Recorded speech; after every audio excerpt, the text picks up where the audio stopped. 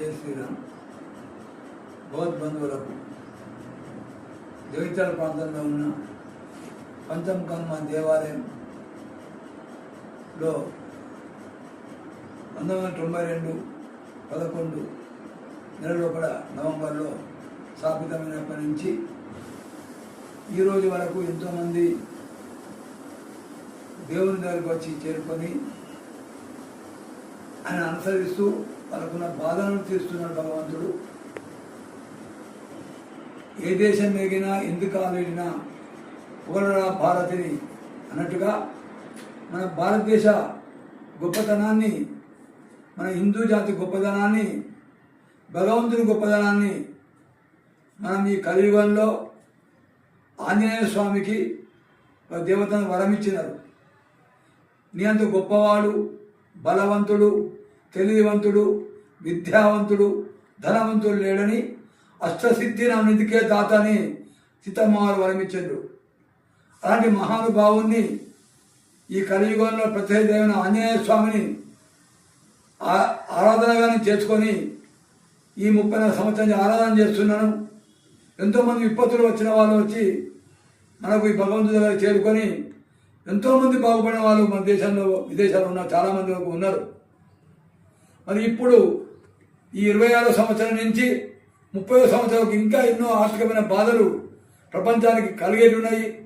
పంటలు వండాయి, వర్షాలు పడాయి, మరి ఎంతోమంది ఇష్టపడిసి వచ్చే ఉన్నది. కాబట్టి మీ అందరి కోసమనే ఈ జీవితాన్ని త్యాగం చేసి భగవంతుని అడుగుతున్నా.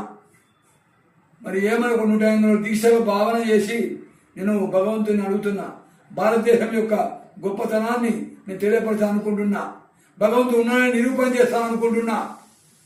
మరి దీనికోసమని మీ అందరూ కూడా ఈ వీడియోని మీకున్న వాళ్ళందరి సమాచారాన్ని అందరు తెలియపరచగలరు.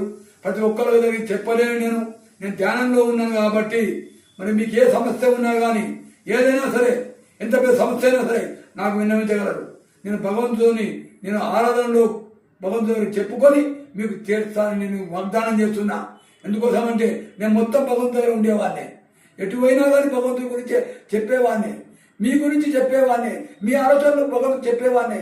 మీ యొక్క ఉన్నతమైన స్థితికి నేను బాగుపడతానని అనుకొని మీ అందరికీ బాగు చేయాలని జీవితం వచ్చింది. 67 సంవత్సరాలు వచ్చింది. కొత్త జీవితం భగవంతుడు కనిపించేది నాకు. ఎందుకోసమంటే నాకు ఒక ఆపరేషన్ అయింది, 6 నెలలు అయింది.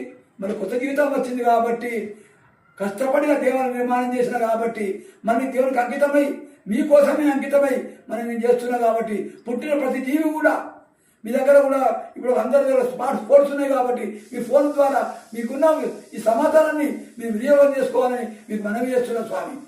మీకున్న ఆపదల భగవంతుడు చెప్తాను అనుకుంటున్నా స్వామి. నా బాటలు నడవాలని ఆ కాలంలో వానర సైన్యం ఎట్లా తయారైందో, భారతి కట్టి లంకకు ఎట్లా వెళ్ళిండో, ఈ భారతదేశంలో ఉన్న లంకా నగరంకు పోయేటట్టుగా భారతదేశ చరిత్ర కూడా మీ అందరూ లంకా నగరం పోయేటట్టుగా నేను మీకు వారధి కడతాను అనుకుంటాను స్వామి. మీ వానర సైన్యంతో మీ ఉన్న జ్ఞానాన్ని, మీకున్న స్థితిని, మీరు చేసే పనిని ఒక 10 నిమిషాలు నాకు కేటాయించండి. మన భారత హిందూ దేశం గురించి తెలియపరచండి, భగవంతుడికి తెలియపరచండి. మన జాతి ఎన్నో జాతుల్లో కలిసిపోతున్నది. ఎంతోమంది ముస్లింలు మారుతున్నారు, క్రైస్తవులు మారుతున్నారు, మన వాళ్ళే మారుతున్నారు. అందుకోసం మీ అందరికి చెప్తున్నా స్వామి, మన హిందూ జాతి కాపాడుకోవాలి, మన హిందూ జాతి పెంపొందించుకోవాలి. మీ అందరూ కూడా నాకు ప్రయత్నం చేయాలి. మీ ప్రతి ఫోన్కు నేను రిప్లై ఇస్తా స్వామి.